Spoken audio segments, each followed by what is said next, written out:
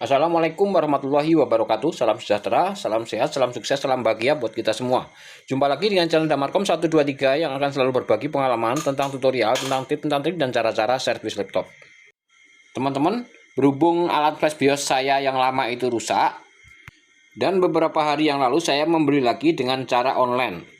Saya akan buka dan mari kita saksikan bersama-sama ya teman-teman ya. Apakah paket ini sesuai dengan pesanan atau tidak. Dan nanti akan sekalian kita coba buat ngepres teman-teman. Jika tidak sesuai dengan pesanan dan tidak bagus, nanti kita bisa retur ya. Emang seperti ini ya teman-teman ya. Kenapa bungkusnya hanya plastik, tidak seperti paket-paket lain gitu ya, yang dikemas dengan rapi.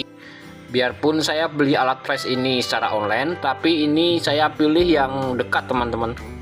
Dan saya pilih yang instan, yang 1 hari sampai, dan diantar pakai ojek online. Dan seperti ini ya teman-teman ya, kita akan cek apakah sesuai dengan pesanan ya. Dan itu tadi alat flashnya, dan ini adalah regulator atau soketnya. Kemudian ini kabel, ini juga kabel, ada 2 kabelnya teman-teman.